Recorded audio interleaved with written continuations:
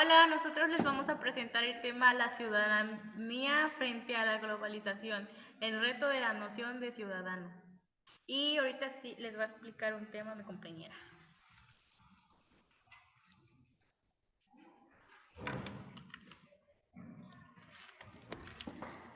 Bueno, iniciamos con la evolución histórica del concepto de ciudadanía y nos dicen que Aristóteles fue el primero en formular una tesis sobre la ciudadanía, el cual consideraba que el hombre era un animal político, por lo tanto requería de una convivencia para sobrevivir y así se convirtiera en un ser que puede mandar y dejarse mandar.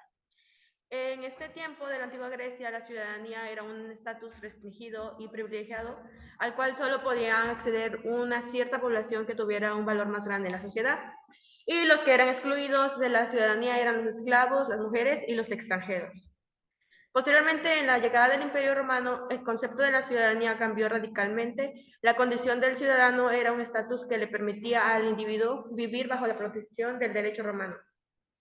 Esto le brindaba solo a aquellos ciudadanos que contaran con la protección del imperio, obligaciones y derechos como la posibilidad de votar o el pago de impuestos y tener una oportunidad de ser parte de la Asamblea Romanista. Posteriormente, en la Edad Media, el concepto de la ciudadanía perdió toda su importancia, pues se convirtió en un privilegio del cual solo gozaban un estatus determinante. En ese tiempo solo gobernaban los reyes y los monarcas.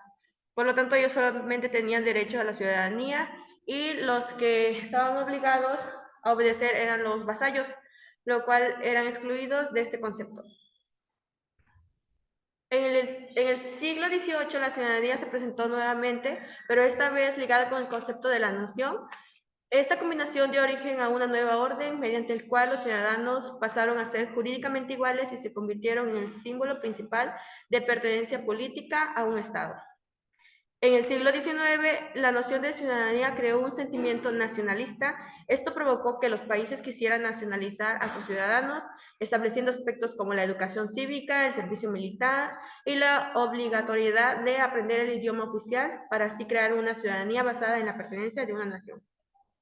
Y por último, en el siglo XX, la ciudadanía se estableció como aquel estatus que se concede a los miembros de pleno derecho de una comunidad, donde sus beneficiarios son iguales en cuanto a los derechos y obligaciones que implica.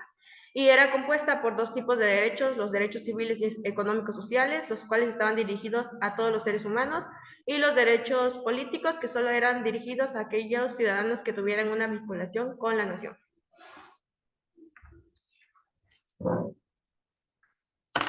Bueno, seguimos con el tema de la definición actual de ciudadanía.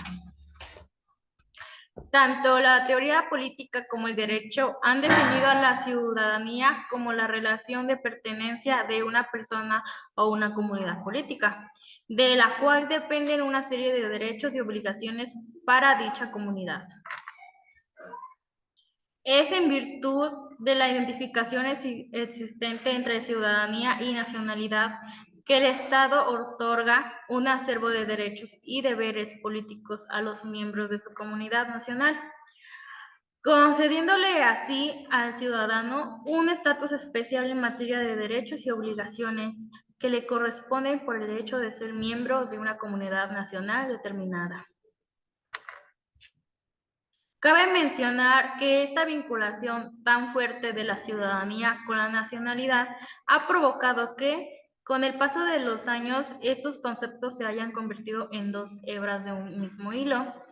El concepto actual de ciudadanía viene de la mano de la nacionalidad como el concreto contenido político participativo que se anuda a la pertenencia del individuo a la comunidad, a tal punto que ha llegado incluso a utilizarse de forma indiferenciada, como si se tratase de sinónimos.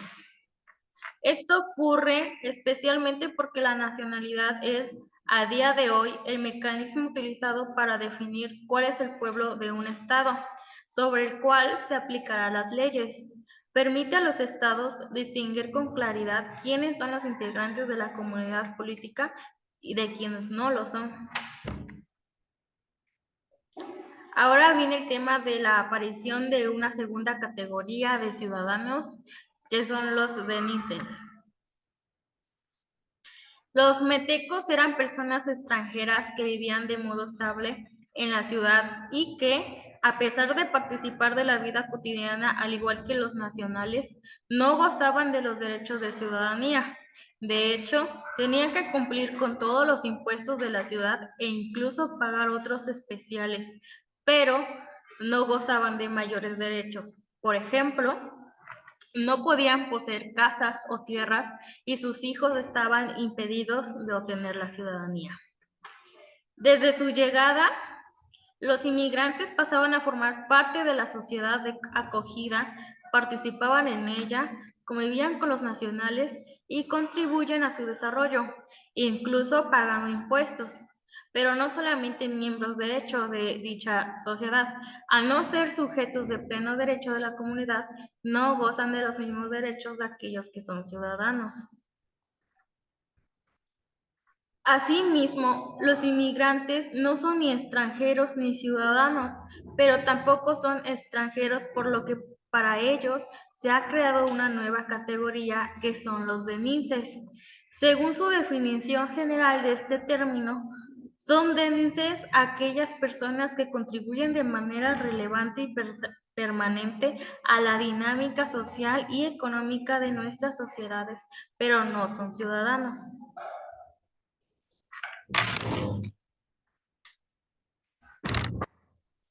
Bueno, ahora viene el tema de las falencias del modelo actual de ciudadanía frente a la globalización. En falencia se refiere a algunos errores que ha tenido.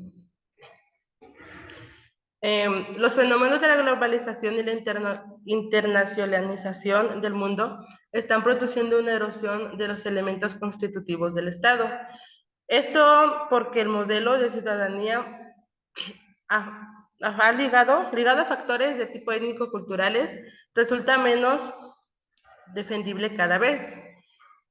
También nos menciona que el Estado-nación está sometido a una serie de procesos económicos, jurídicos y políticos. Esto hace que exista un progresivo debilitamiento de la identificación entre ciudadanía y nacionalismo.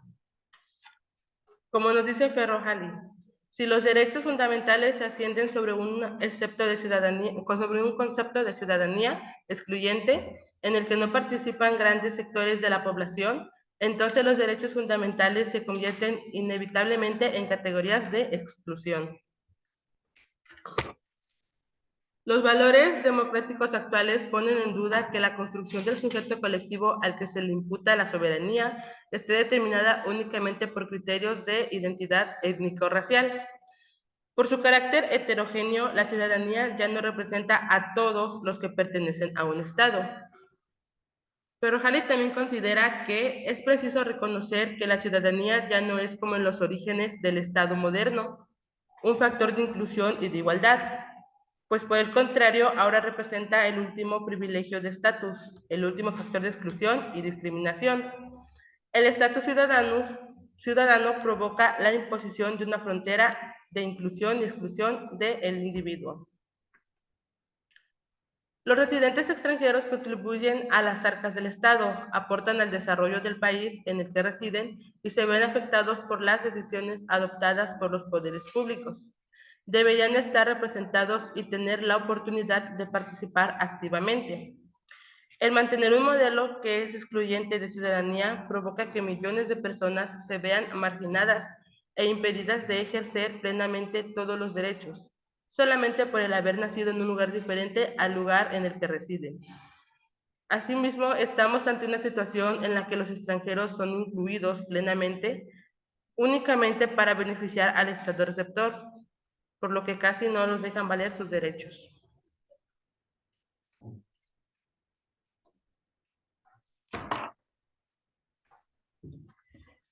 La ciudadanía inclusiva como modelo para el reconocimiento pleno de los derechos de las personas.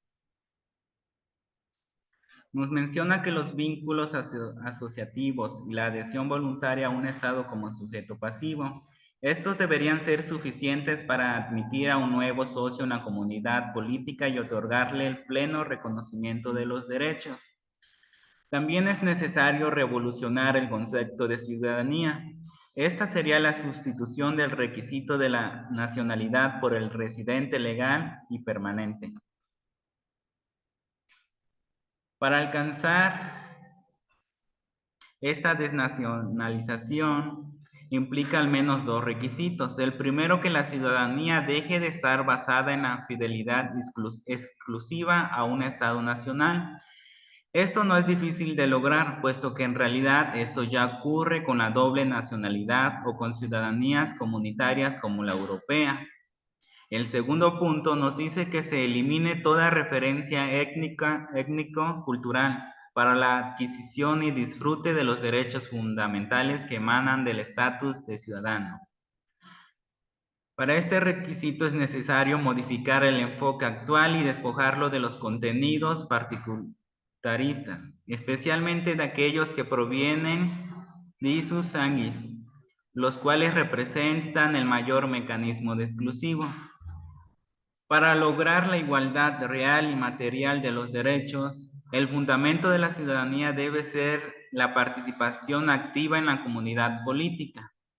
También nos menciona que la ciudadanía inclusiva y cosmopolita es que el Estado goce de todos los derechos fundamentales a plenitud, sin limitaciones, permitiendo su participación activa, sin tomar en cuenta su vinculación sanguínea o de nacimiento. Y para finalizar, estas son las conclusiones.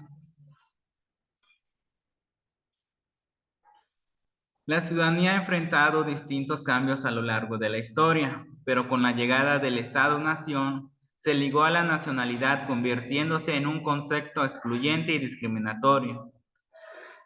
También la globalización es lamentable que en cuanto a las personas permanezca cerrada la posibilidad de integración real.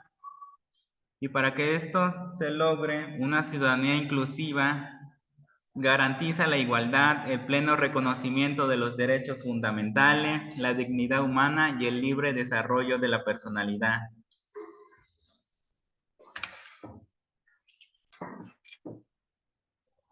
Bueno, es todo de nuestro tema y gracias por vernos.